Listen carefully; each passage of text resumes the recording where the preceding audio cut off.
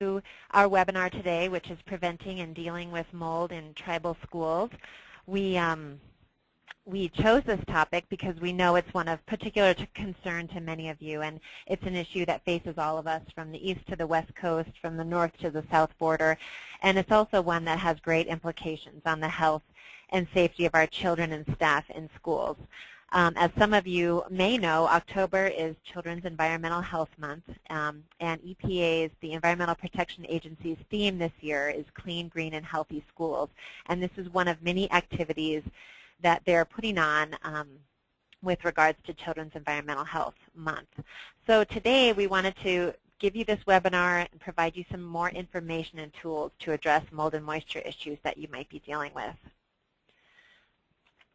My name is Mila Kelly. I'm the coordinator of a program called the Peaks to Prairies Pollution Prevention Center, and that's a pollution prevention center for EPA's Region 8. We're one of 8 EPA-funded regional centers, and basically what we do is distribute information and tools about a variety of pollution prevention issues to different audiences. So we have organized and hosted this webinar on behalf of EPA's Region 8 as part of a larger Tribal Healthy School initiative. Last year, well, it wasn't last year, I guess it was just a few months ago now, we hosted a number of other webinars that dealt with other healthy and health issues within tribal schools, everything from green cleaning to integrated pest management to chemicals, getting your chemicals out of schools, and those are all archived, if you'll look at the bottom of this slide, at a website, one of our websites called tribalp2.org, as well as being a pollution prevention information center. We also host the Tribal Pollution Prevention Work Group, and we have conference calls about a variety of different topics, from clean energy to waste reduction and those presentations, and clean and green schools. So those presentations are all hosted on our website there, tribalp2.org. And this presentation also will be hosted at tribalp2.org probably within the next week. So if you missed it, or if you think someone else would find this valuable, then that's where you'll be able to find it. And I'll show that again at the end. Just a couple of housekeeping notes. You are all muted, all the attendee members, but we do want to encourage interaction. So the way to do that within this venue is to type your questions into the question pane that you should see on your dashboard. You can do that at any time during our talk, and I will go ahead and read those questions to the presenters at the appropriate times throughout the presentation. But please go ahead and as questions come to you, so you don't forget them, just type them in as we go.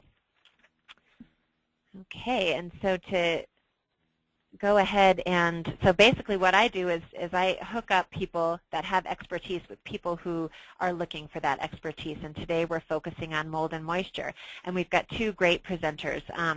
One of them is Rich Prill. Rich has over 30 years of educational experience and research experience in indoor air quality and energy efficiency. And he's got 15 years of working with tribal schools primarily throughout the Pacific Northwest, but also through New Mexico, Colorado, Arizona, California, and Nevada.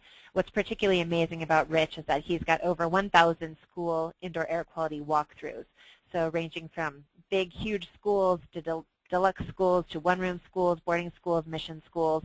24 of those schools that he did walkthroughs were evacuated due to moisture and mold. So he definitely really understands these issues very well. And our second presenter, our other presenter, he's actually going to be our first presenter today, is Joe Ponessa. Joe is an extension specialist in housing and indoor air quality, and he's currently one of the developers of an EPA-sponsored program called Tribal Healthy Homes. He works at Rutgers State retired from Rutgers State University, but he still is very active in the field, both with indoor air quality, moisture issues, mold issues.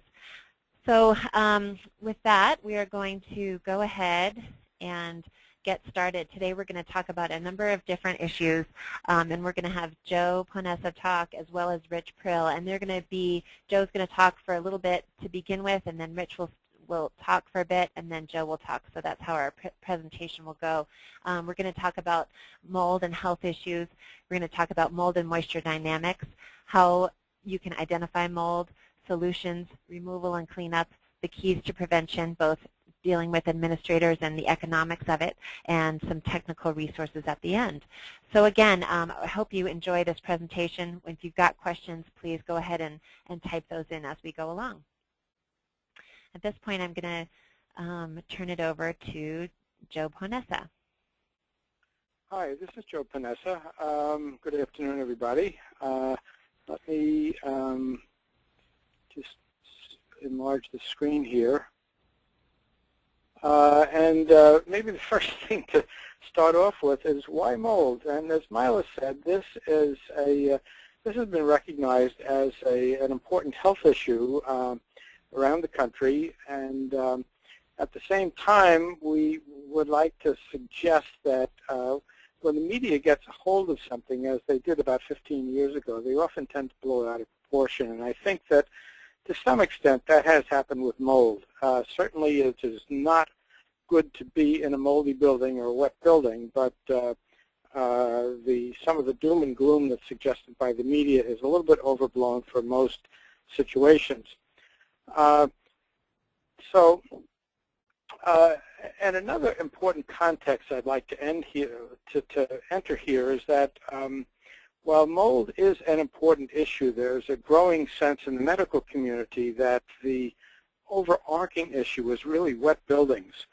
And the significance here is that when a building is wet, there's a lot more that happens to it than simply enhancing mold growth, because it also enhances bacterial growth. It leads to fungal growth that can cause deterioration in the building. It can lead to the development of a lot of other insect and rodent pests in the building. So it's a lot more appropriate to talk, to think in terms of the broader issue of a wet building and how really that is one of the key things to look at, that a wet building is not a healthy building. So let us move along here, look at the next slide. Excuse me, there are a few things to know about mold. First of all, it has been around forever, and really what that means for us is that we have coexisted with mold for as long as we have been on the planet. So mold is a normal part of our environment, and the issue is that we want to avoid being in areas where there are extraordinarily high levels of mold or where there are species of mold that are not commonplace in our everyday outdoor environment. So we're breathing mold all the time. And just to give a little background and a little kind of cheer for mold, that the role of mold in the environment is to break down organic matter, dead vegetation and so forth. And if it wasn't for mold, the earth would be, somebody's calculated, 6 feet deep in dead organic matter in a matter of months. The other thing I'd like to acknowledge is the wonderful role that mold plays in some of the fine wines and cheeses that we enjoy.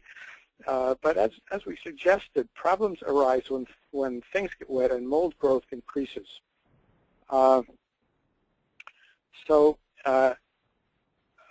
Another concept that has been gaining some traction in the last few years is that serious mold and moisture problems, which are not terribly uncommon in schools, when they get to be really serious, they can make the school a hazardous workplace.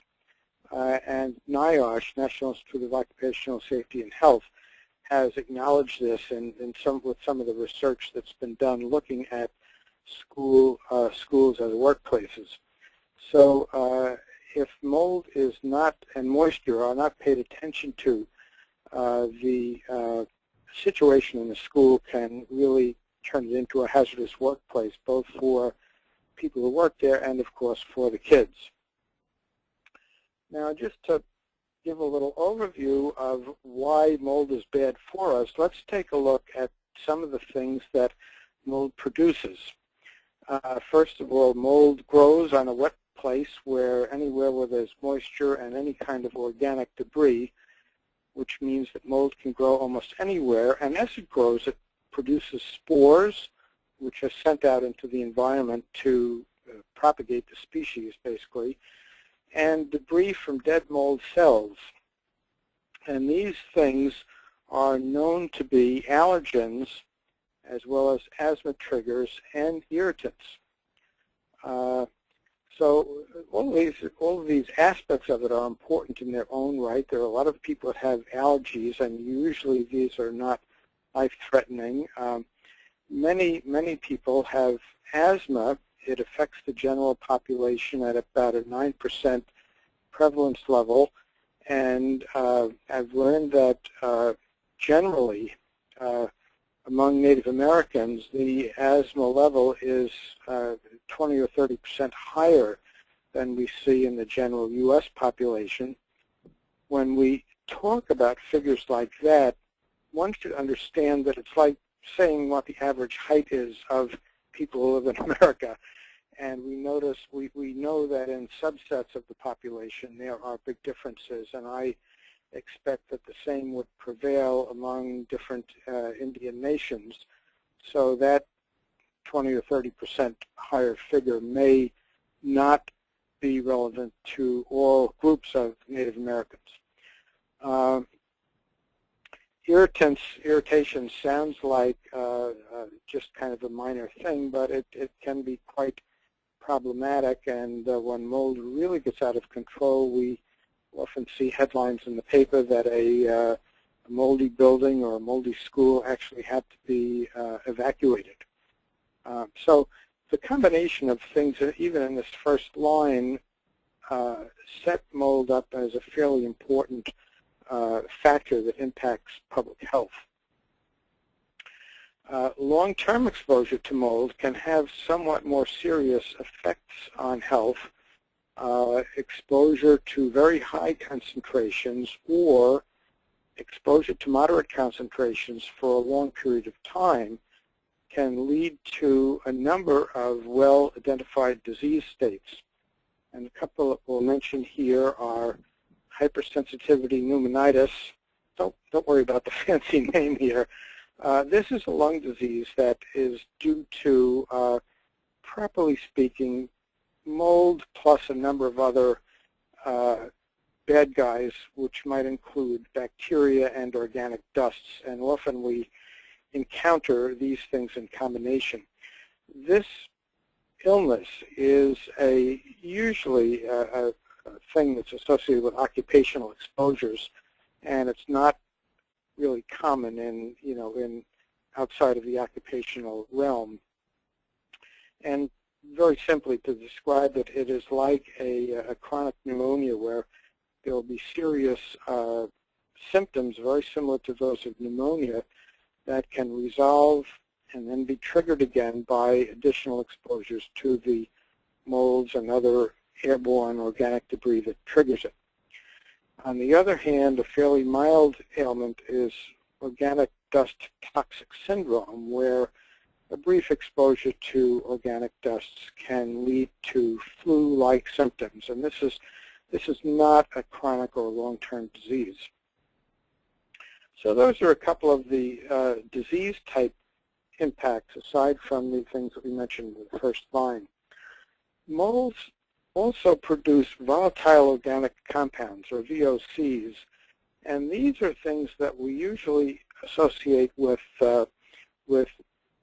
household cleaning agents, so the ones that work really well and the ones that have a strong aromatic odor. And they include things like xylene and toluene, again, which we associate with petroleum products. And these things are mostly irritants, again, causing the typical mold smell that most people recognize, and which we will hear in a little while is useful in diagnostics of mold problems. Rich will speak more about this. And when we talk about irritation, I think another factor to keep in mind is that irritation means that the mucous membranes are inflamed. That means your eyes are watering, your nose is running, you have a sore throat, maybe a headache. And these are very common irritation symptoms triggered by mold exposure and exposure to many, many other airborne pollutants. so they're not diagnostic to mold or to any particular pollutant. But the other thing to understand about irritations is that when cells become inflamed, this does not simply mean that they're red and sore and oozing. It also means that the cell membranes have had a change in their permeability, and that makes them a lot more susceptible to invasion of harmful elements, bacteria, and so forth. Finally, some molds produce toxins, and they're called mycotoxins, with the myco referring to the word mold. And these aren't produced by all molds, but they are described as warfare chemicals. These are things that the molds produce to stake out their turf and prevent other molds from moving in. And some of these are pretty potent things, some of which can cause cancer. For example, the toxin produced by Aspergillus, which is a mold that grows on grains, is one of the most potent cancer-causing agents known. Other things that have been attributed to mycotoxins include neurological damage, and there are some very, very compelling anecdotal stories of individuals getting an exposure to some particular types of mold and suffering neurologic damage that may be temporary or permanent. The health statistics aren't solid enough really to completely firm up this linkage, but this is one other possibility. Finally, one thing that I have not mentioned here is that in some rare cases, the mold cells themselves can be inhaled, and this happens to all of us all the time, but in people with impaired immune systems, such as people with AIDS or people on transplant medication or other illness situations, they can become infected by the inhalation of mold, usually involving lung infections. And again, a common source of this is Aspergillus, which grows on rotting leaves and so forth. So that's kind of a summary of some of the principal health impacts that we see from mold. If we go on to the next slide, well, let me go back for a minute. One other thing that I did not mention is highlighted here on the left. There is a very strong variation in individual sensitivity. And the reason why this is so important is that when you have groups of people exposed to mold, you may have a few people who are complaining when nobody else is bothered by it. And often in workplace or in school situations, those people may be, called malingerers by administration, and that is really a big mistake, because there's a very good chance that these are actually early warning systems to tell the rest of us that mold is on its way and doing harmful things to people. So this business of individual sensitivity to mold is an extremely important concept to keep in mind.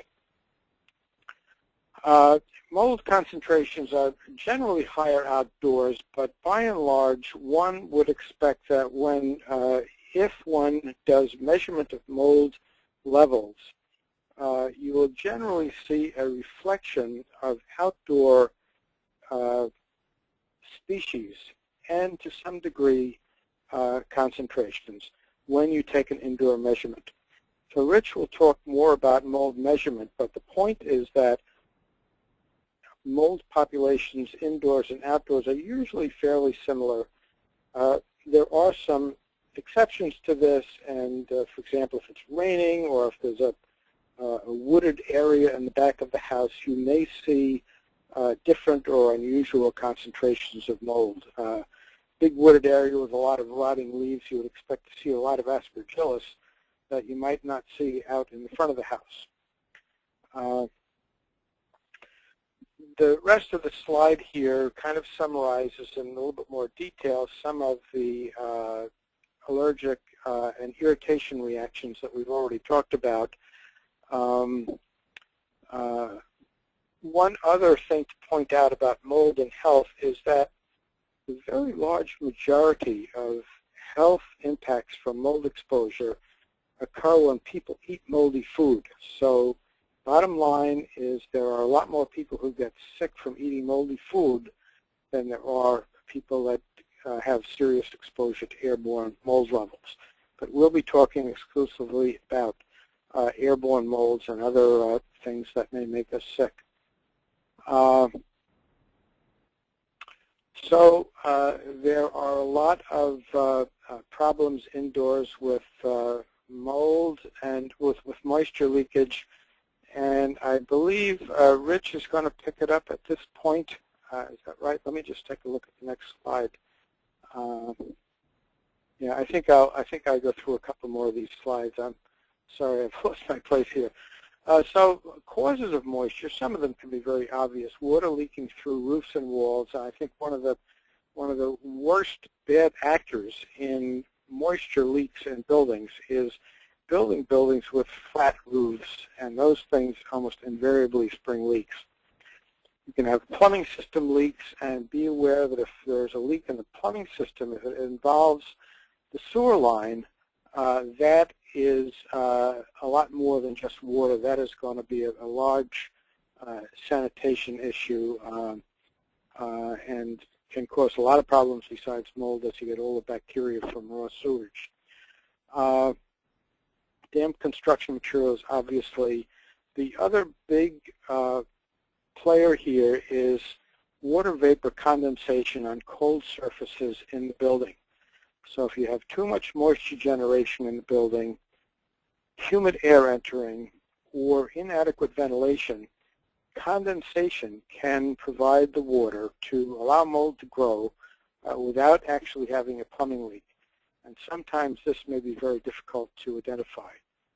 The National Academy of Sciences put together a blue ribbon panel in 2004 that examined a large body of literature dealing with mold, and it is that body, that blue ribbon panel, that transitioned the whole notion over to damp buildings as a much better representation of the health problems than simply talking about mold.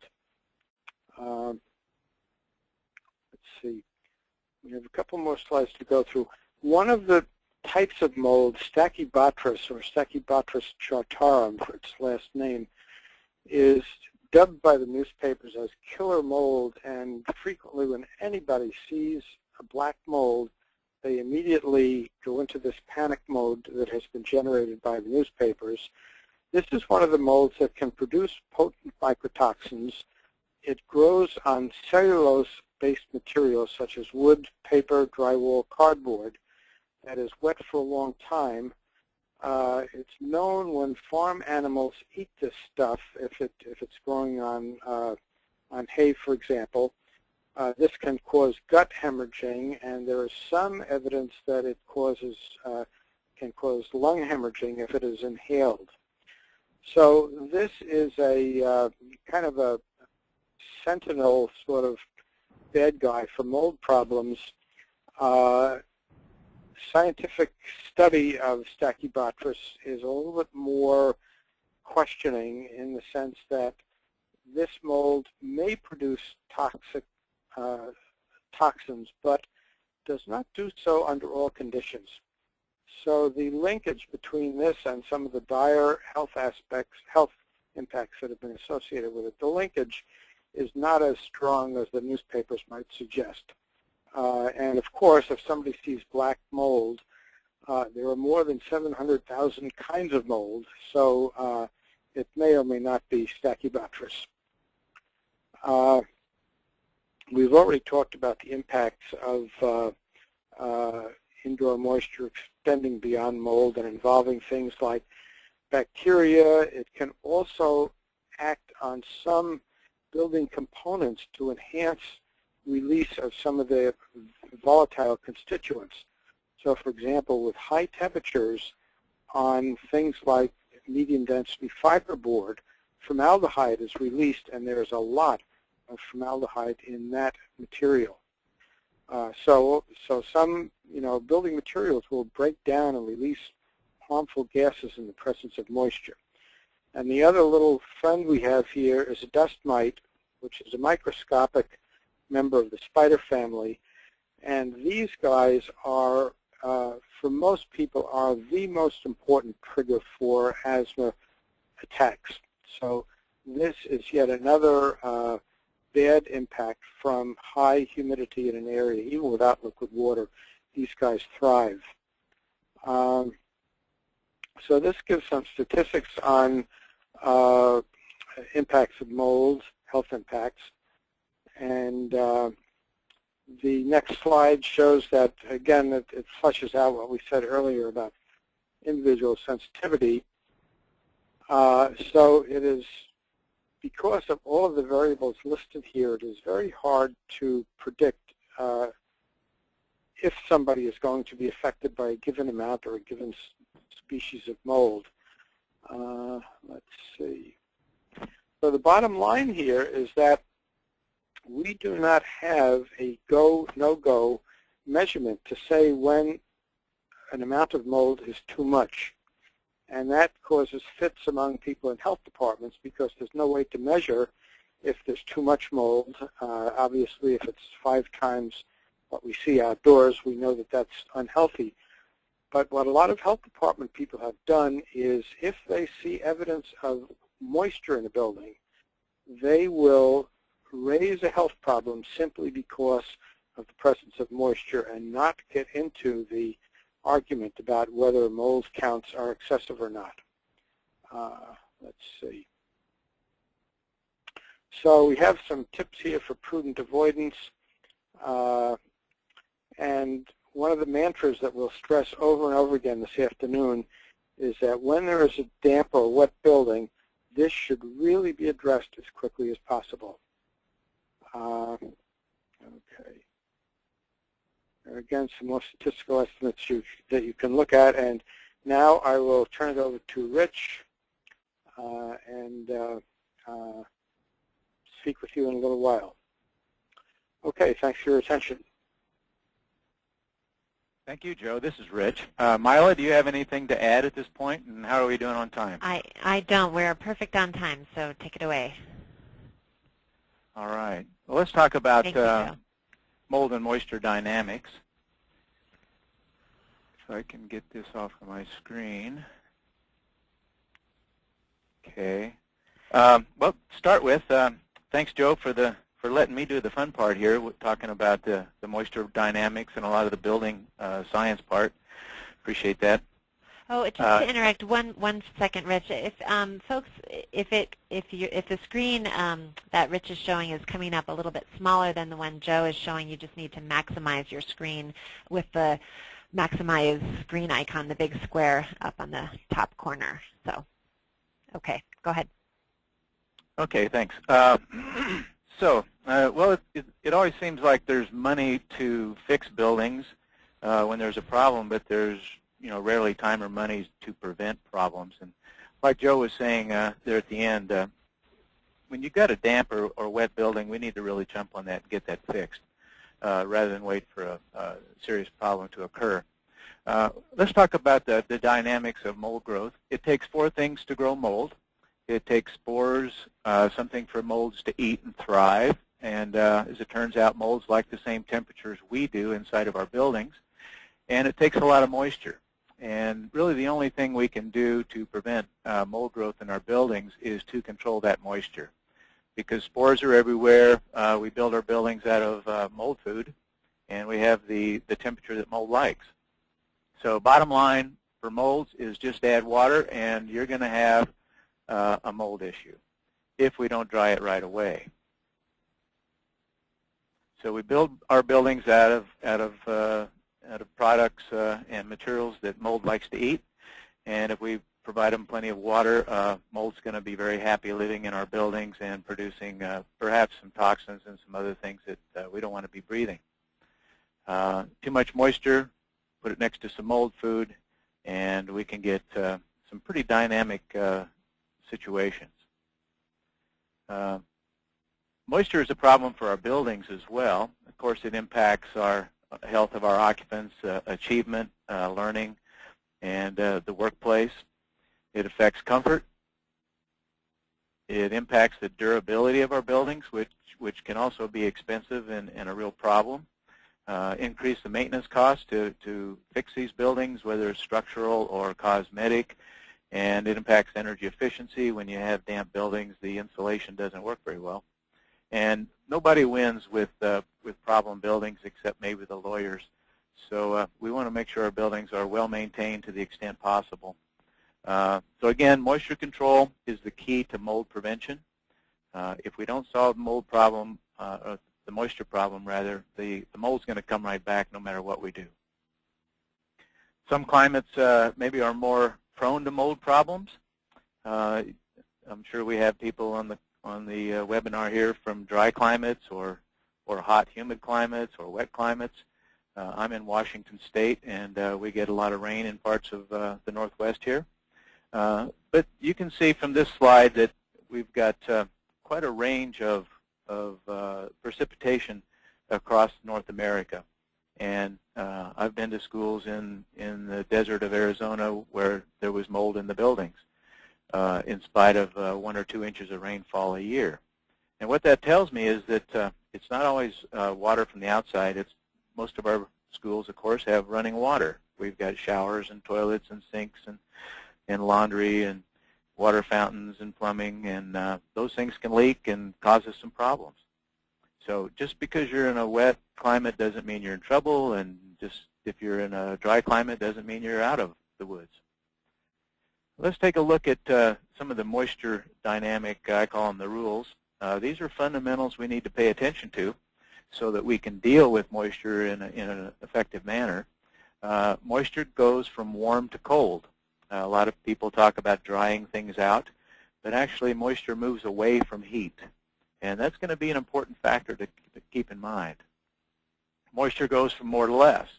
So things dry out. The moisture doesn't disappear. It just spreads out. It tries to reach equilibrium. Moisture hitchhikes with air movement from high pressure to low pressure areas. So if you have a wet crawl space under your school or a wet basement, for instance, if there's airflow from those zones to the occupied space, that moisture, of course, is going to hitchhike with that air and perhaps cause some problems. We know that water runs downhill. Gravity is our friend in most cases. However, water does run uphill. When you look out the window and you see 30, 40, 50-foot trees, it's obvious that water does wick up, and it can wick up in our buildings and causes problems from the ground.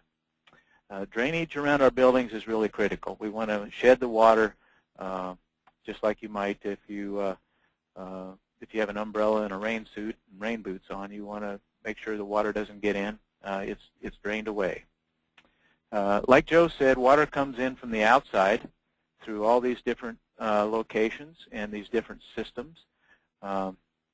Crawl space, basements, where any two materials meet, there may be some caulking or some sealant, but those aren't always foolproof. If it can leak, it will. So buildings leak top to bottom, inside and out.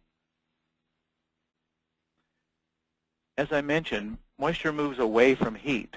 So this is a school in a fairly dry climate, and they were the grounds people were not paying too much attention. They were spraying water on the bricks, thinking, well, that water is just going to dry out. The trouble is when the sun hit those bricks, it pushed the moisture in, and this was one of the schools that was eventually evacuated and completely had to be remodeled. So over $500,000 for the damage, and you can imagine what happens to a school district when a school's closed and you have to attend classes in different buildings. So not a good thing because the grounds people didn't understand that moisture moves away from heat. It was driven into these wall cavities. As Joe mentioned, flat roofs, you can see all the potential places that water can leak in. And as the roof gets hot and cold and things dry out and change and flex, lots of opportunity for water to leak into this school building. Water underneath the school. We hope this moisture stays down there, but we know there's air leakage and other options for this moist air and odors to get up into the building. Flashing is our friend. You can see that this school, they've got the step flashing coming down just like the shingles. The trouble is that flashing, as you can see with the red arrow, the flashing goes behind the siding. So this whole wall cavity to the left was full of mold, and they had to evacuate that wing of the building and do some serious renovation because of a construction detail. More construction details. Buildings live and die by the details. These flashings, these drip edges are our friends. Like I said, gravity's our friend in most cases. We need to make sure that we can get the water away from the building. It doesn't find its way behind some of these flashings and some of these building components. Oh, did I mention capillary action?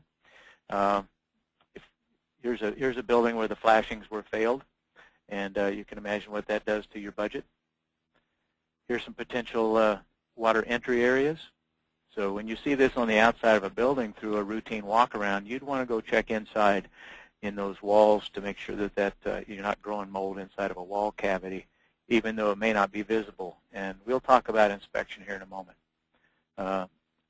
Block walls, concrete, masonry, stucco, that's nothing but a rigid sponge. And a leak like this might look like it's just cosmetic and perhaps not causing a lot of problems indoors, but as we saw in that previous slide, these blocks are just rigid sponges, and we can have a serious mold problem due to exterior leakage. Here's another block wall with water running down on a ledge. This was a preschool at one of the tribes, and it was it was fairly new, and it was ultimately evacuated, and serious renovation was performed. Capillary pressure, as I mentioned, water can wick up, and the smaller the gap, the higher water can wick in these gaps. So you can see with a small gap or crack, water's going to wick up a lot higher than if you have a large crack or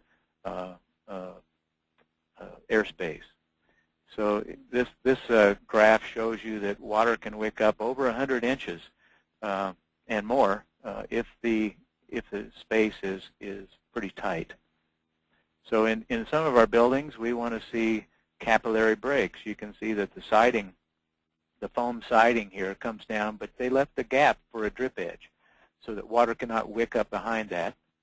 Same thing here. That's not a mistake in the construction or design. That's intentional to get water to drip down and not wick up behind our building materials.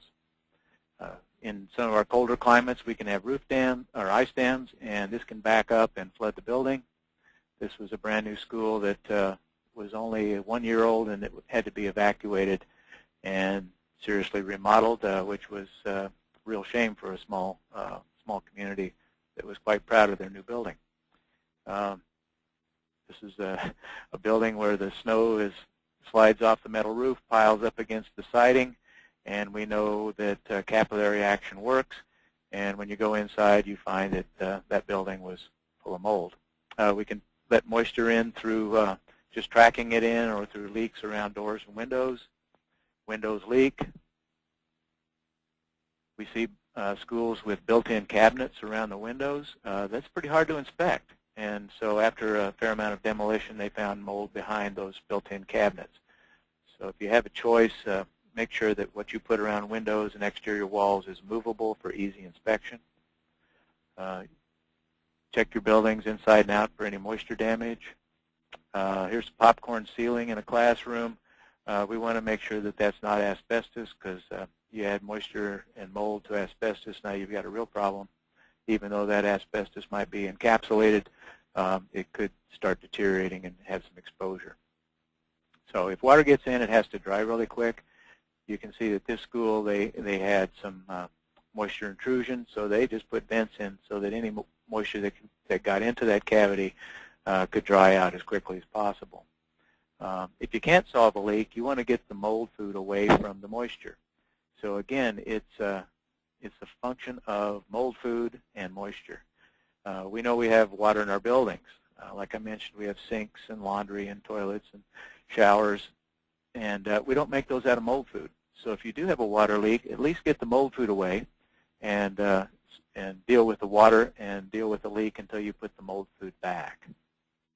Moisture from inside of our buildings could be from just breathing perspiration in some of our smaller classrooms, our portable classrooms, when you've got 25, 30 humans in there. That's a lot of moisture from just breathing and perspiration, which can cause a moisture problem. Other water use in the building could be cafeteria, locker rooms, restrooms, custodial, leaks and spills, combustion products. If you've got moisture that might be associated with combustion, that's an excellent opportunity to start talking about carbon monoxide exposure. This window is trying to tell you that you've got too much moisture in your building. So that is condensation or dew point on a window. And the window is cold enough to precipitate out the water vapor, turn it into a liquid. Now you've got some real potential for moisture. You can also imagine what the walls might look like on that exterior wall. They could be damp as well. So cold surfaces, high relative humidity, we're going to get some mold growth, even though there's no water leak.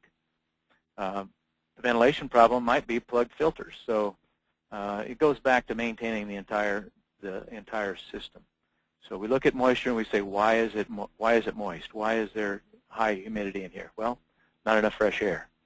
Outside air intakes on this rooftop, they're closed. So we're not getting fresh air, we're not getting air exchange, and we're getting a lot of moisture buildup in the school. Some of our climates, we have swamp coolers, and our warm, humid climates, we have air conditioning, and these have drip pans and other water-containing places inside of the air handling system, and those can actually cause problems in our building. The mechanical system can cause some serious problems in your building. We want to make sure we vent point sources. So here's a laundry in a school. They're venting the drier moisture right back into the building, which can cause problems. We need to make sure that goes to the exterior. Moisture around leaks. There's black mold. Now whether that's Stachybotrys or another black mold or dark mold, doesn't really matter. We're going to clean that up. Some of our water using appliances leak. Here's evidence of moisture in a classroom. Also a trip and fall hazard. So, you know, we're looking at health and safety not only from a mold and moisture standpoint, but from other factors. You can see in this exercise room that the moisture coming out of the ground through that concrete floor, it's wicking up, and where the mats were, it can't breathe. So it's trapped under there, and now you've got mold, moisture combining, and you've also got bacteria and other bad actors that you can get exposure to. Here's another carpet on concrete, and you can see that the concrete is wicking moisture, and now we've got some exposure. Even in some of our office areas and other locations in the schools, we see damp carpet under these chair mats. And you can see when you pick up the chair mat in the principal's office, really a strong evidence that there's moisture under there, and it also smells like it. It smells like gym socks or other bacteria. So need to make sure we don't cover wet concrete with impermeable materials. That's a problem. Vinyl wallpaper works sort of the same way. If we have moisture inside of our wall cavities or high relative humidity in those wall cavities, a lot of our schools have vinyl wallpaper. That doesn't allow the moisture to breathe to the inside. We can end up with problems from vinyl wallpaper or other wall coverings. Here's another vinyl wallpaper next to a window where it's cool.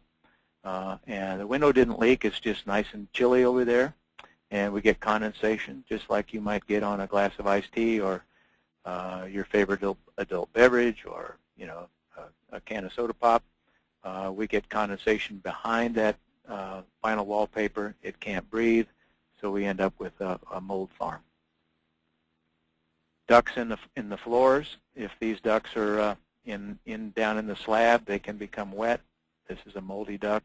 Another school that had to be seriously remodeled. Another duct, this is a concrete duct underneath the school.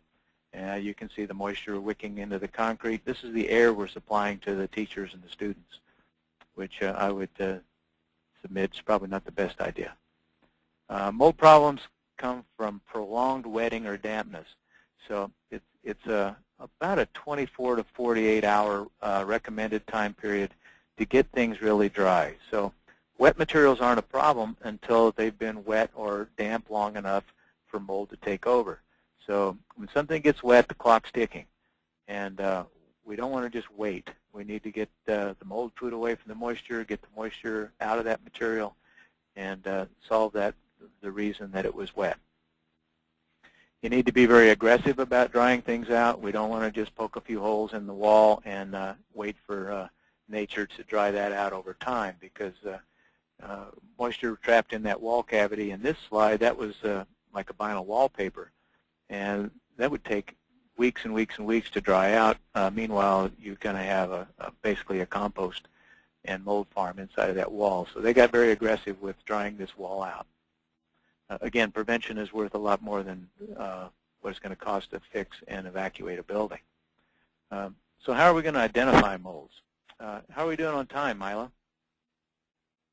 You're doing great, Rich. And I just remind folks, a few people are typing in some questions, which is great. And if you have a particular issue that you're dealing with, too, just go ahead and let us know, and we'll see if these folks can answer the question as we go along. So go ahead, Rich. Okay, so we're going to take questions here in a bit. Yep. Okay, so let's look at identifying mold. Are we going to do turn this into a science project? I would suggest not. It's unlikely that airborne mold sampling will provide you evidence of exposures or mold growth that you cannot more easily and reliably get by just doing a thorough inspection. So this is not science. This is just getting on your hands and knees or getting out some tools and going and looking for the moisture. Again, we're looking for moisture. That's where the mold's going to be. So we need to have routine monitoring. Again, that's something that a lot of people ignore, but it's very essential that we look at the building on a routine basis for any water leaks that might have developed, or condensation, or air handling systems that are causing a problem. And we might want to do some moisture measurements. We'll talk about some tools here in a minute. We also want to look at the relative humidity and the ventilation. Are we bringing moisture in with our ventilation system? Are we removing moisture with air conditioning? So we'll look at those. And we need to listen to the occupants. They're going to know if something seems to be different. If it smells moldy, it is. So they're going to tell us when something's happening. They may notice a water leak and they need to alert the maintenance and operation people immediately. So outside, we look around for moisture intrusion. If it can leak, it probably will. So if it looks like it might be a leak, we need to look and maybe even do a little intrusive investigation to see what's going on. Inside, we look for stains, odors, any discoloration of the sheetrock, peeling paint, blisters on the wallpaper. Hopefully you don't see any rusty nails, but that would be a strong clue. Relative humidity levels, if it seems kind of damp and humid, chances are you've got a problem.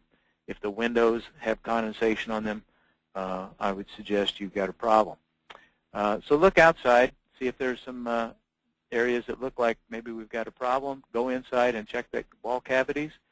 This is a moisture meter. They cost around $300, but you know, it's going to last pretty much a lifetime. So it's a contact meter. It doesn't do any damage. It reads about 4 inches deep through solid materials or through wall cavities. So it will tell you if there's something wet inside of that wall. So excellent tool that I think most any school district should invest in. This is a pin-type moisture meter. It works off of 2 pins that you penetrate into the material. You can see that we're checking a baseboard in this classroom to see if that's wet or dry. These are a little less expensive, but they do leave 2 little holes. Here's a fellow checking moisture levels in a mechanical area on the back side of a classroom, and you can see that he's got the pin-type meter. We want to measure temperature, relative humidity, because that's going to help us with our dew point. And again, the dew point is the temperature at which a surface will have some condensation on it. And molds only need 85 to 90% relative humidity to thrive. So you don't have to have a wet window or a wet, damp wall because of condensation. It just has to have high humidity. So if you've got a sort of a little high humidity zone in your building, that could be where mold starts, even though there's no liquid water present. The meter on the right's about $100 or more. Tells you temperature, relative humidity, and the dew point. So it gives you a clue of what to look for in terms of surface temperatures. The sling psychrometer on the left is less expensive, maybe $50, but it'll do the same for you. So you look around. Did mold food get wet? Was there an accident? Was there a leak? Did something break? We need to fix these water problems before they turn into mold problems. Look everywhere. It may not be mold inside of a wall cavity. It might just be a staff refrigerator that nobody's taking responsibility for that's causing the odor. This is a new form, new assessment form from NIOSH, National Institute of Occupational Safety and Health. It's available on their website along with some instructions. It's a way to go through your building and basically get a number. And sometimes numbers are what it takes to get administration or facilities people to take action. So I'd recommend you take a look at this either on this presentation after it's posted by Mila, or just go to NIOSH and look at this. Here's a wall. This is about a NIOSH 2. Backing up to the previous slide, you can see that NIOSH 2 there at the bottom. It's smaller. It's bigger than a piece of paper, but it's smaller than a standard interior door. So they tried to make it as easy as possible to document your building. We've got a wet wall here that looks like it's a 2 or a 3. Evidence of moisture or mold may not be obvious. Your best water leak is one that you can find. The worst water leak is one you don't know about, and that's going to cause you a compost pile, a mold farm inside of a wall, or inside of a ceiling cavity, or underneath the carpet that you don't know about. So we need to investigate. We need to be careful about our investigation, be thorough. This is what I like to do, is go look at buildings and sort of put on my Sherlock Holmes hat and see if we can find a problem. One way to look inside of a wall cavity, one way, of course, is to take that baseboard off and look underneath and then put the baseboard back on. Or you can cut a hole and carefully look in there. And then we always provide some of these blank switch plates. You know, they're worth 75 cents at the Home Depot store, and you just cover your inspection hole with that, and it makes it real easy to inspect. Plus, you have now an inspection port for next time. No meaningful exposure standards or thresholds, like Joe mentioned. It's just too complicated. There's too many molds. There's too many combinations of molds. There are no standard measurements. We have non-specific health impacts. The same health impacts or responses from mold exposure in some people could be the same response you get from dust mite exposure or VOC exposure or other irritants, or other asthma triggers. So it's pretty difficult to use just the health symptoms as a identifier for molds. So it's very complex. And so again, turning this into a science project is really not what we want to do. We want to inspect and find the moisture, find the mold, and we're going to clean it up. The Environmental Protection Agency and the New York City guidelines is some of the established standards. They do not recommend airborne mold sampling as part of an investigation or remediation, but sometimes testing can provide data that you can't get from just looking around. If you can't find it by a pretty serious, dedicated, thorough on-site inspection, you may need to do some measurements because, you know, buildings are complex. So you might want to do some testing. Be aware that testing is not foolproof. Our good friend Harriet Amon, national expert, worldwide expert, likes to quote, "Absence of evidence is not evidence of absence." So mold testing you may get a mold test that comes back and says you don't have a problem. but that may be a false negative. In other words, you may have mold and you just didn't pick it up with that test. So mold testing can produce false negatives, but it's not going to produce false positives if you do a good test.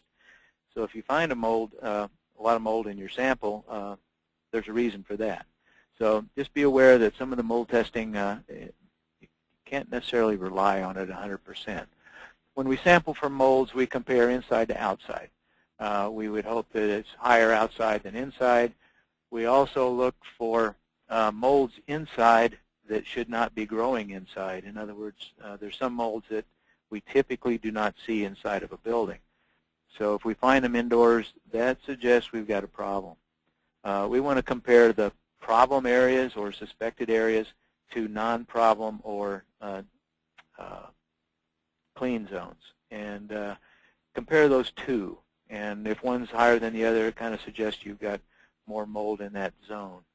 You look for both viable and non-viable, which means some of the molds are viable, they will grow. Other molds, they're not going to grow. Even if you put them in a Petri dish, they're not going to grow. So that may be a false negative. You say, well, we didn't grow any molds. Well, those may have been non-viable species. You look for other pollutants in your sampling. Could be particles, could be dust mites, it could be other allergens, pollens, dust mite feces, could be other asthma triggers in there.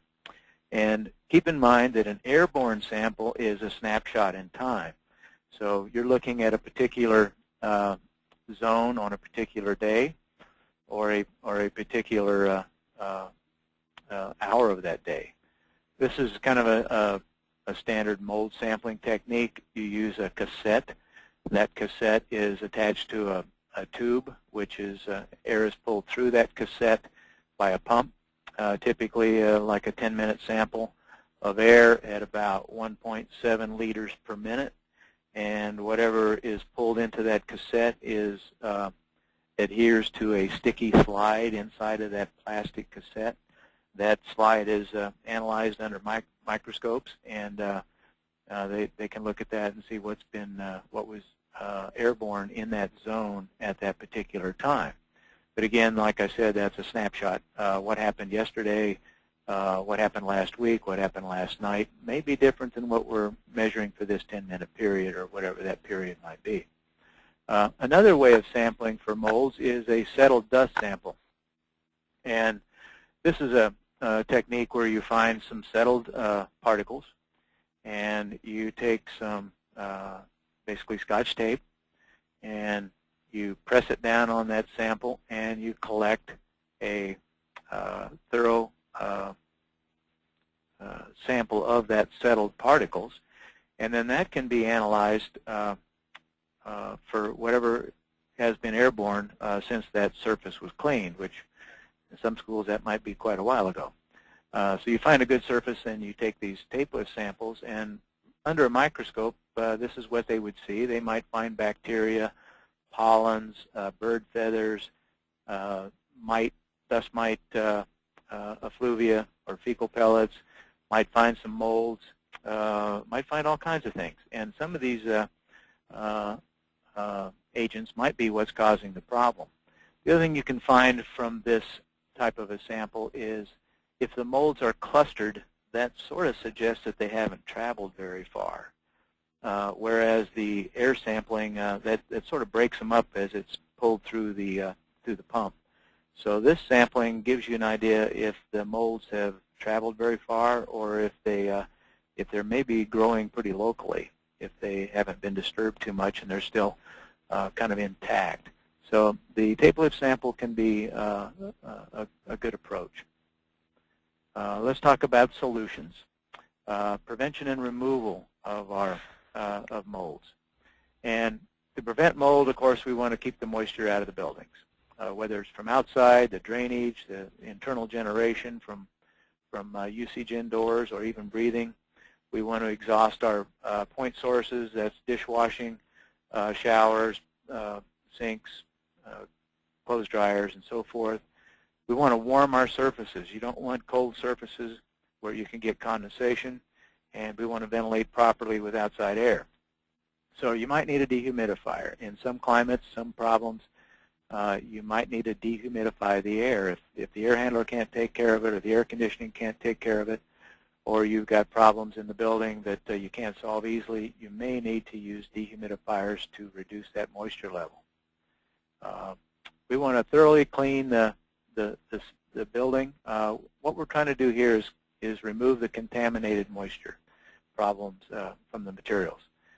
We want to protect our workers, occupants, and different zones in the building from contamination. So in other words, we don't want to contaminate other zones in the building while we're doing this cleanup. And again, while you're at it, you need to make sure you find and solve the moisture problem, or else your problem is going to come right back. If possible, you want to clean molds before you dry out the materials. Most molds are hydrophobic. In other words, they react against moisture, and moisture kind of beads up on molds. And if you're pretty aggressive about going in and cleaning, you can knock a lot of dry mold spores off and really contaminate the zone. So it's best to find molds while they're still wet and clean them up. If you find dry molds, gently spray that with a detergent solution. And I say gently because even just a spray bottle can knock off millions of mold spores. So get the mold wet before you start demolishing or moving it around. You need to dry out your building, the zone, with air exchange and add some heat.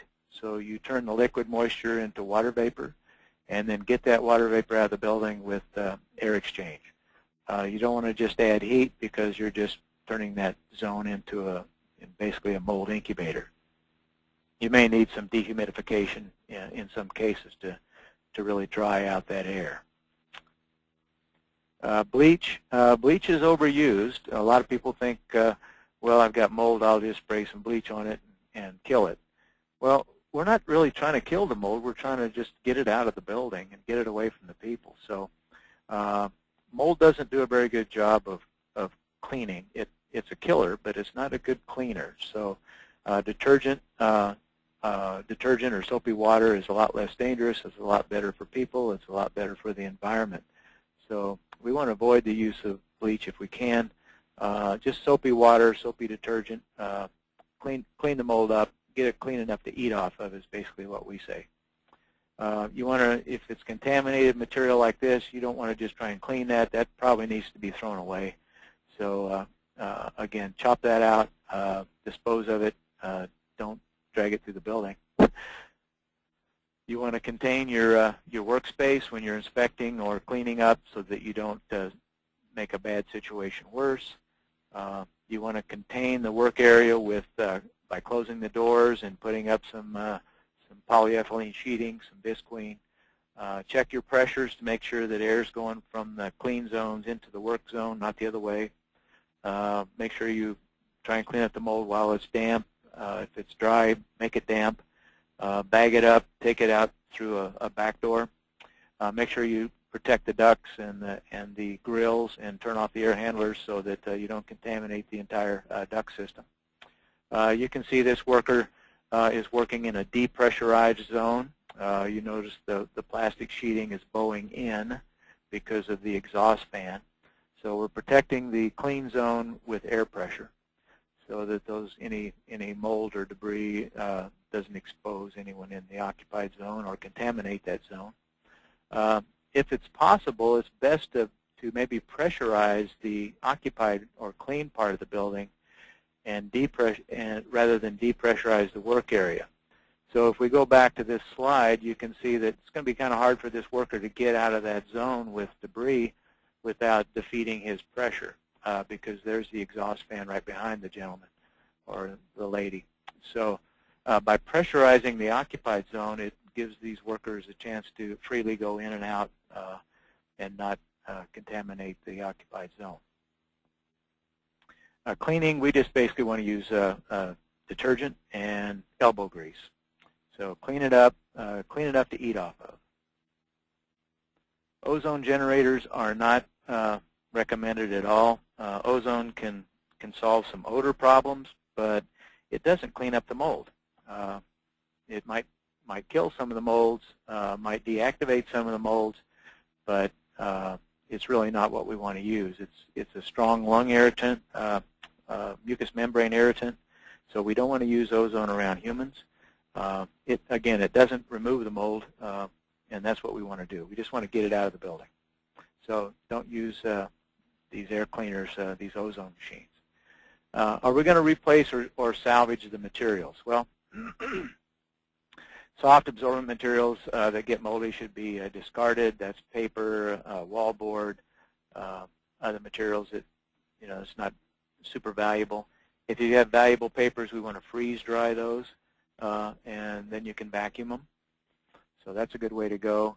You can usually do soap and water on surface things. Lumber and plywood may or may not be salvaged.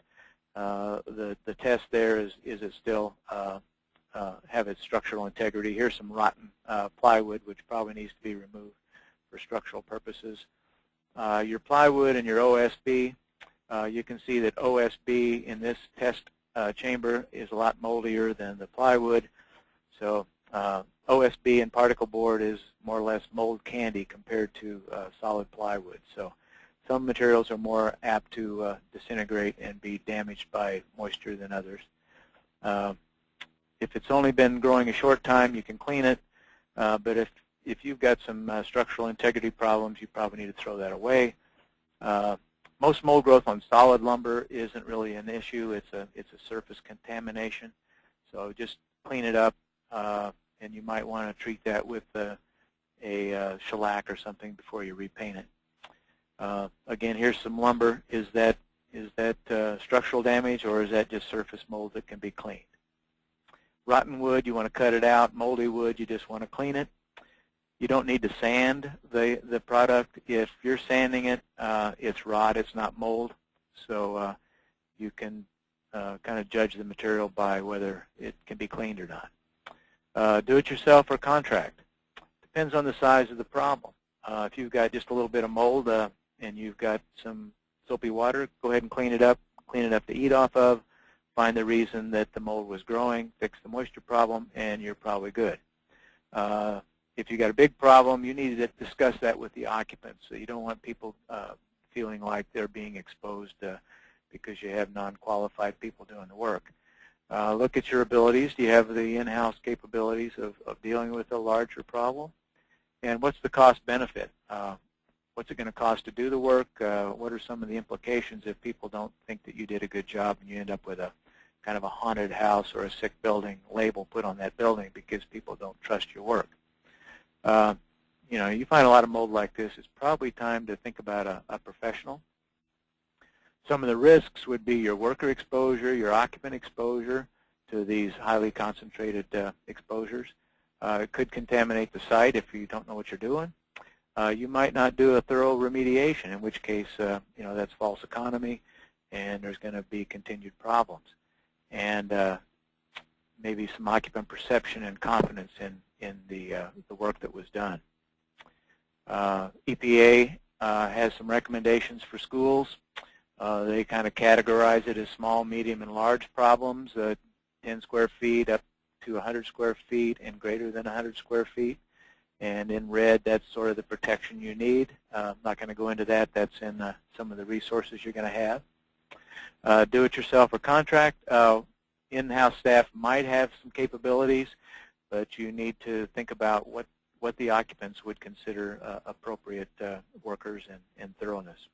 So you might want to make sure that a certified industrial hygienist is hired or enlisted to help supervise the work and to ensure that you do a final cleanup and make sure you have a clearance at the end. Say, this is done thoroughly and we're done. This is a standard that the industry out there uses for mold remediation. It's the IICRC standard S520. If you hire a professional to help you with remediation or response to a problem, make sure they know what this standard is and that they follow it. These are the mold, some of the mold publications from EPA, an excellent mold remediation in schools and commercial buildings. brochures available free, and also mold and moisture in your house so that you can gain more information and also maybe provide that to some of the staff or students that might need to deal with some problems in their own house. So that's it for me. Take it away, Joe.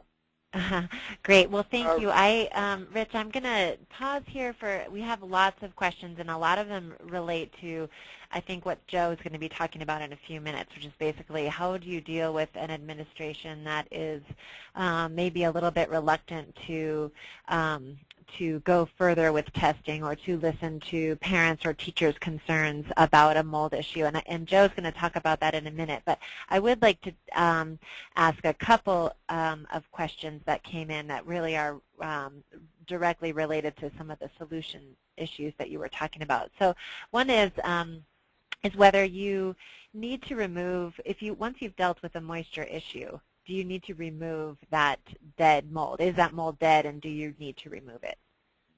Dead molds are obviously probably dry molds, and they can become airborne a lot easier than wet molds. And dead molds can actually have more of a health impact because molds also they're like anything else alive. They typically try to preserve their life. And they can produce toxins while they're being dried out or being threatened. So, and it depends on what they've been eating. So it's kind of complex, but some molds are more toxic or more produce more of a health impact when they're dead than when they're alive. So we want to get the mold out of the building. We don't want to breathe dead molds any more than we want to breathe live molds. Okay, thanks. And one other question I'm going to ask, are mold-proof paints or primers a remedy? It might prevent mold from growing on that substrate, but again, if you've got a moisture problem, you should probably deal with the moisture probably rather than trying to rely on a sealant or a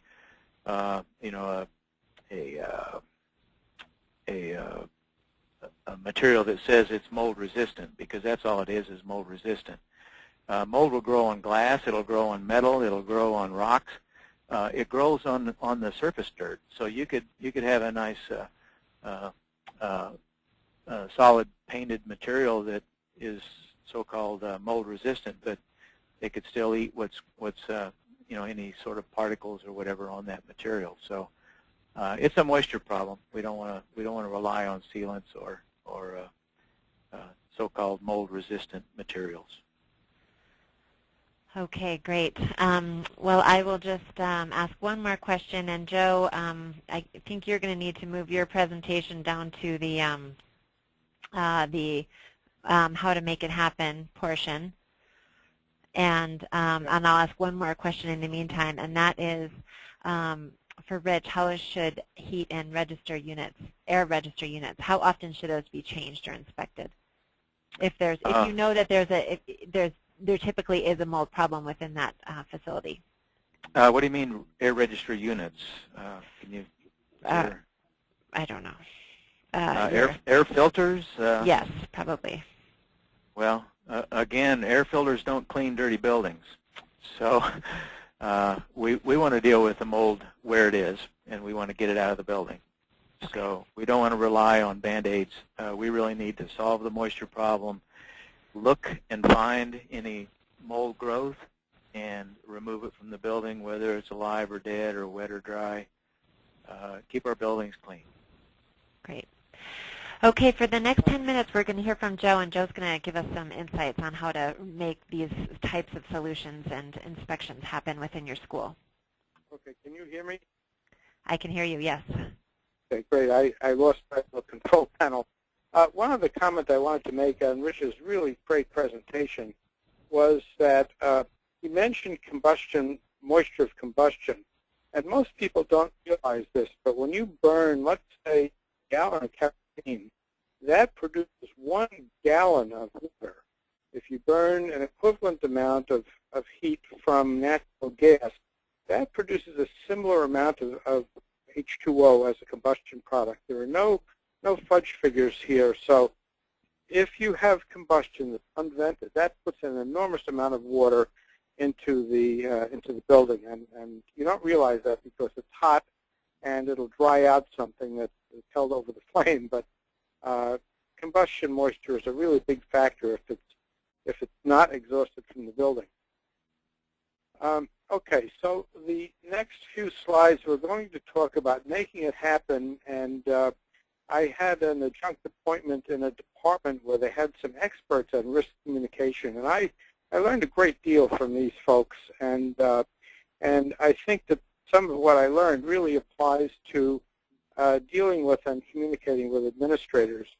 And with all of the technology that we know about mold, I think that the attitudes and the mindset of the administrators are really of profound importance, and that's really going to determine whether something gets done or not.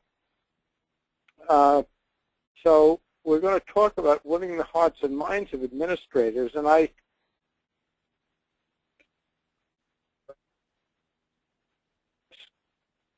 between a rock and a hard place as budgets shrink, and they've got to decide where to spend their shrinking dollars.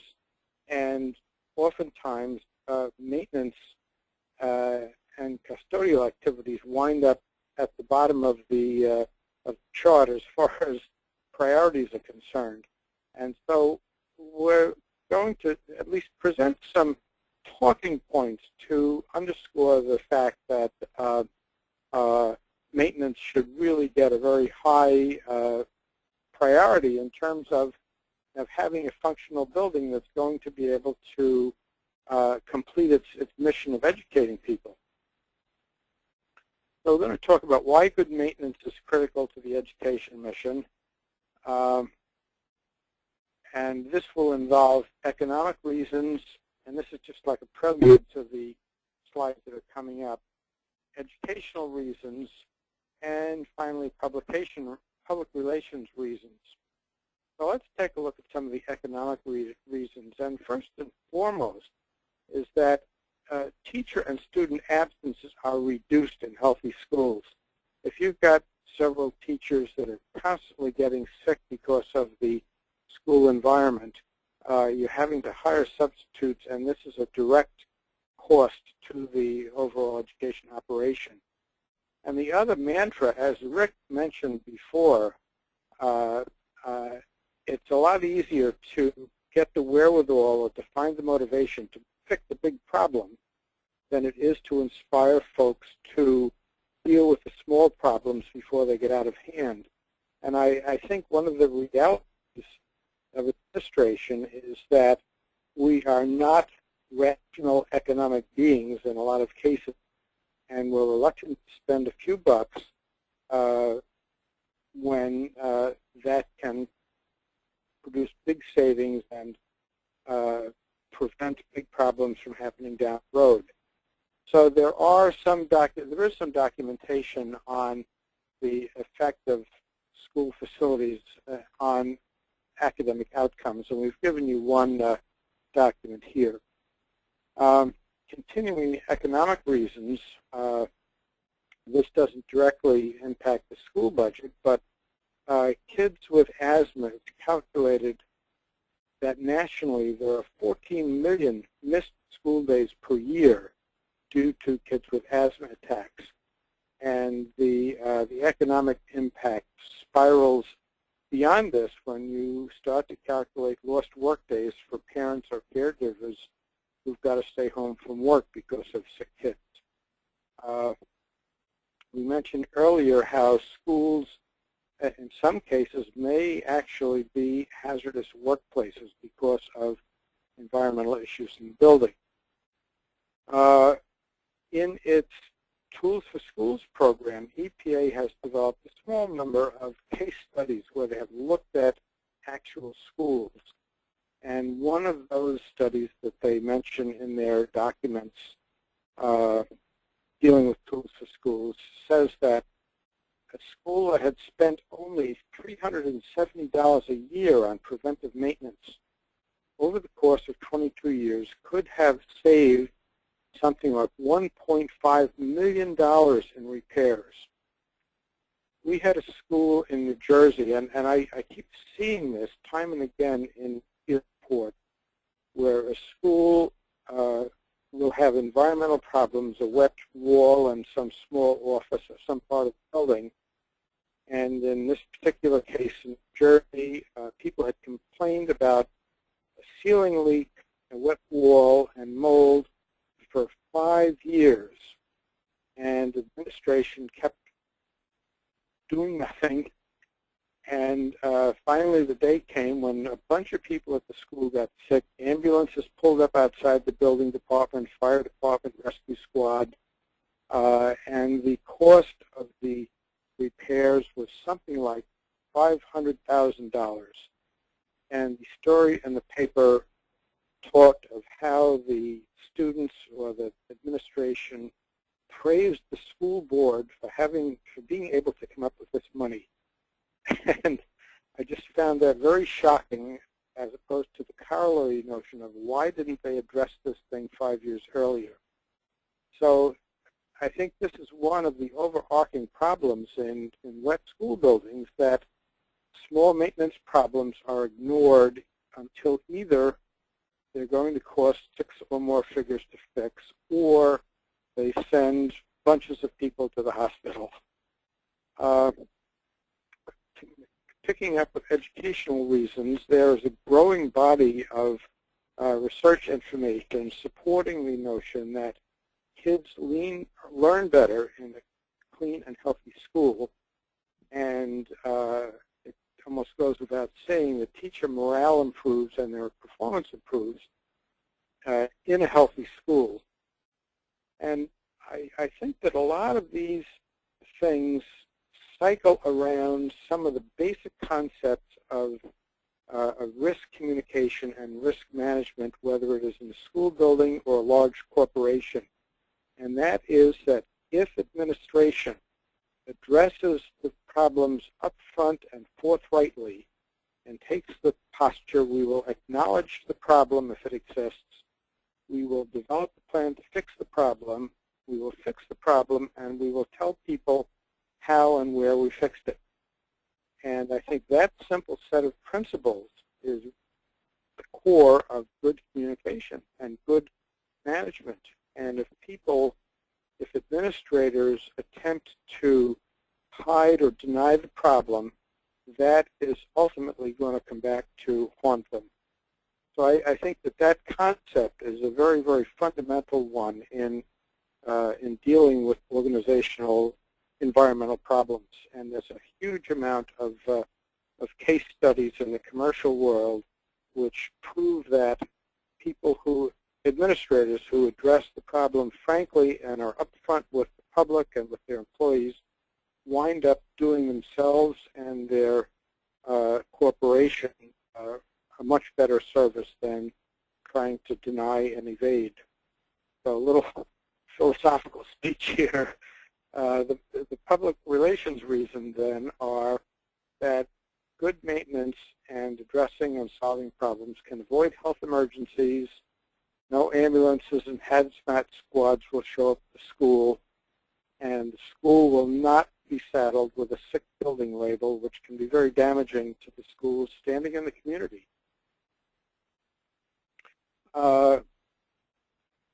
Some additional concepts here are that the schools should be conducting regular health and safety walkthroughs as media events. And note the word walkthrough or survey as opposed to investigation. And we work, and Tools for Schools strongly recommends against the use of words like investigation, which are kind of laden with concepts of guilt and perhaps malfeasance. So when you're promoting or trying to promote examinations of school environmental issues, be very careful about the wording that you use. And the walkthrough term is much, much more benign and friendly to all parties concerned. The bottom line is that when such safety walkthroughs are performed or conducted, these can actually be used as a positive media event for the for the school. You can invite TV cameras to go around with the team that's doing the walkthrough and just give the school a very strong positive PR image in its proactive efforts to identify and address these problems. And we'll come back to this concept in a minute or so. So to kind of summarize this, administrators need to be proactive in supporting good maintenance. And one of the superintendents of a school in the area here actually writes a monthly kudo letter to both the teacher and the staff member when they have done something outstanding. The superintendent is good enough to back and just write a nice letter of recommendation or recognition to the person. And I think that there are a lot of kind of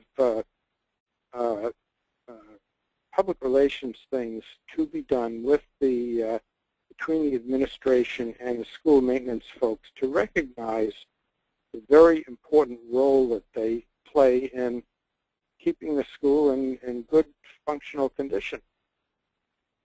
The administration also needs to adopt the pose and the posture of being very forthcoming in responding to problems that develop. The regular cleaning and maintenance is profoundly important to provide a healthy school environment, identifying small problems before they become big ones. The Tools for Schools, which we've mentioned several times now, has a huge amount of information and very good materials for adopting programs that systematize perhaps most of what's being done already in the school in a way that focuses it on good school environmental conditions. So there's a link here to the website that the EPA has for Tools for Schools. Administrators should meet with staff regularly to deal with school health and safety issues. Sometimes this might be the superintendent or the principal, but often the person who is assigned to deal with school environmental issues is the building administrator. So if you're working with a school, it's good to know who in the school hierarchy is the person that's going to be dealing with such issues. Again, this next, or the first bullet here, it's hard to overemphasize how important it is about having a serious commitment to deal with safety, health and safety complaints. Unfortunately, I think when somebody complains, very often the administration will see it as an aggressive complaint and adopt an adversarial posture, and that really, in the long run, benefits nobody. So I think this forthcoming attitude about complaints is, or observations that a problem exists, is very, very important. Having written protocols about maintenance is very important. There was mention before of filters in schools in the ductwork system. Certainly the filter is not a means of solving a pollution problem, but it does play an important role in minimizing dust and debris being distributed by the HVAC system. So there should be a regular schedule of filter changes. And Rich pointed out the air intakes on a roof. I've heard of school buildings where the panels on an air intake were screwed into the closed position back in the 1970s in a misguided effort to conserve energy. So there ought to be regular inspections of the HVAC systems. I've heard other stories where this HVAC cabinet and the maintenance folks have used that as a storage area up on the roof to store their roof patching compound. So the HVAC compound has all these buckets of tar in it. And finally, too, green cleaning products were mentioned, and I think that's a very good idea, and there's growing evidence that they are both equally effective as the standard products and competitive in cost. So there's no good reason not to be looking into those and using them. Involve staff in the maintenance staff in looking at practices and procedures and how to improve them. And finally, I think regular building tours, developing a health and safety committee that would consist of interested parties, and this might include a school nurse, some teachers, and maintenance personnel to regularly walk through a building, particularly for this to be done if there are multiple buildings in buildings different than the one that the people spend every day in, and a fresh set of eyes may be the exact right formula for spotting problems that kind of blend into the landscape for folks that work there every day. And again, publicizing this, I think, is a very, very positive benefit for the school to be showing to the public that they're actively involved in keeping the school in good environmental conditions. I'm just thinking of a poster that EPA had, and they show this kid walking along with a school bag, and next to him is a guy in a dark suit carrying a briefcase, and the caption says, little Bobby has asthma, he also has a lawyer. So, you know, we certainly want to not see things come to the point where there are lawsuits because of poor environmental conditions in schools. Joe, I'm just going to interject for 1 minute and say we're a couple of minutes over time, and okay. We're going to be wrapping this up in just a couple of minutes. Okay, but I think we'll stay on for a few minutes. For those who would like to have their questions answered, we'll stay on for a few minutes after that. So, okay, I think this is the. That's fine. I think these are the last slides, and let me just skip through. Go ahead. We've said go most ahead. of this before. This is my closing slide. A moisture problem is like a fire. It won't go away by itself. It'll only get worse, and it needs an immediate response. So with that, I will finish. Thank you for your attention. Sorry we raced through these last few slides, and we'll be happy to respond to any questions. Okay, I'm going to ask a couple of questions here, and one is if there's any particular building guidance that you recommend to, as far as designing new schools. Are there any particular documents or codes that you go to ensure that buildings are designed with proper vapor barriers, with ceiling ventilation systems, etc.? Well, EPA has a companion program called Tools for New Schools that addresses some design issues, and there is a entity on the Tools for Schools that talks about construction of new schools. And there is also some very good information at the National Institute of Building Sciences, which has an extensive library online regarding schools, and I believe there's a separate breakout there for school construction. And for what it's worth, my wife is heavily involved in school construction issues in New Jersey, and I can probably post some additional resources that she would have.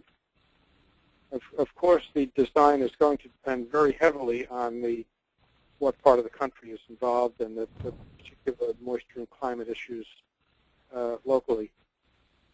Yeah, this is Rich. I would enlist a local expert, and also on-site inspections during construction, because the design doesn't always get implemented the way it's supposed to. And then we know that green buildings can turn brown if they're not maintained. So just because you have a spanking new building that was built right doesn't mean it's going to stay operating. It's not going to have a problem. A follow-up to that, is mold considered a hazardous substance under the law, and is there any regulatory authority to require cleanup and funding for that? Oh, this is Rich. Well, I don't know of any.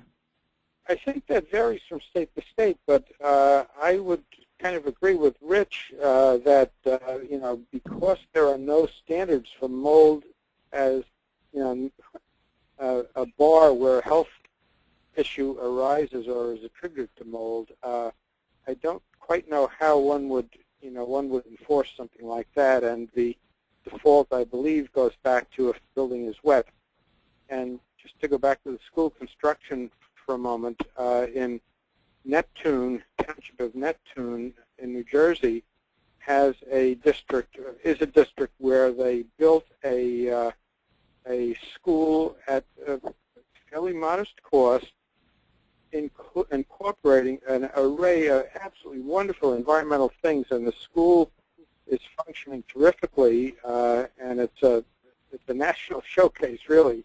There's another school in New Jersey that's like that, and I can't remember the name of it, but it is possible to build a really well-performing school without breaking the budget, and it takes involvement of a lot of different people overseeing things and good design professionals, but it can be done. I'll chime in on that question, and there's plenty of evidence, and Joe covered some of that. Lots of research and other evidence that people should not be in moldy or damp, wet buildings. So I think you can point to that and say, if it's moldy, wet, damp, it's not a good space. Rich, I have a follow-up question on the filter issue that I asked earlier, and this is a follow-up to that, and that is that the air and heat unit in the classroom has mold on it. The filters are changed once a year, but it's rusted as well. When should the unit be replaced? I don't know about replacing the unit, but it should be cleaned up and functioning properly. We don't like to throw away perfectly good equipment if it's just a matter of neglect. So I would clean it up so that it's not creating any exposures, and upgrade the operation and maintenance of that school. There's good guidance out there for how to maintain and operate buildings properly. So like Joe said, there's always money to fix big problems, but there's usually no money or time to deal with these little issues. So there's plenty of evidence that it's false economy to ignore these relatively small things. So I'd clean it up, make sure it's working properly, and that it's not contaminated. With regard to the filters, I would add to what Rich said, and if somebody thinks they're saving a couple of bucks by leaving a filter in for a year, if the filter is plugged up and blocking airflow, that means that the equipment is going to be running for longer and longer times, trying to meet the thermostat and condition the space. And so that's a very false economy to let, if the filters are blocked up, it's a very false economy to not change them and wind up wearing out your heating equipment or cooling equipment and gobbling up energy costs in prolonged operation. And along those same lines, if it's not getting plugged up, air's coming from somewhere else. It's not going through the filters. So lots of problems when we don't look at these as a systems approach. A couple more, if you guys have a little more time. One question was, what do you think of products like Moldex or similar types of mold dealing products with chlorine in particular? Well, I'll throw in my 2 cents. They are okay for small areas of mold. If you've got some schmutz on the tiles in the shower, then that's what I would call cosmetic mold. And the bleach is a powerful thing, and anybody using bleach must dilute it and not use it straight. And these things have the same chemical in them, and they're good cleaning agents, but that is to be used, in my opinion, for small cosmetic areas. And if you've got 10 square feet of thick mold, that is not the stuff to use. Yeah, I think it goes back to, are you trying to kill the mold, are you trying to disinfect, or are you trying to prevent exposure? And if you're trying to prevent exposure from molds, all you need to do is clean it up with a detergent. And if you're trying to avoid exposure to molds, you should also try and avoid exposure to the chlorines.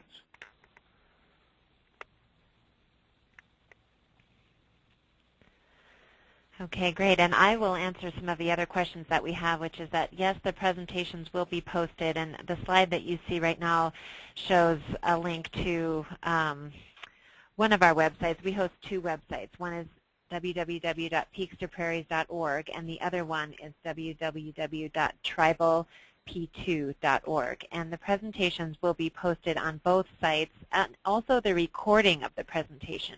So you'll be able to hear us talking and not just see the slides. And those will probably be posted within the next week or two. So they're not going to be posted immediately, but I will send out the link as a reminder to all of those who attended the webinar. I think we've dealt with most of the questions that we have here, so I would just really like to thank Joe and Rich for being here, and our contact information is there. They're the experts, but I can certainly get you in touch with anyone within that I might know of, some contacts that I might have within your region, or maybe within some tribes that I might know of. So anyway, so my information is there as well. Rich's email and Joe's email, and I'm sure they're happy to answer any additional questions that you might have. Do you have anything to add, Joe or Rich? Thank you, Mila. Thanks for everybody that joined us.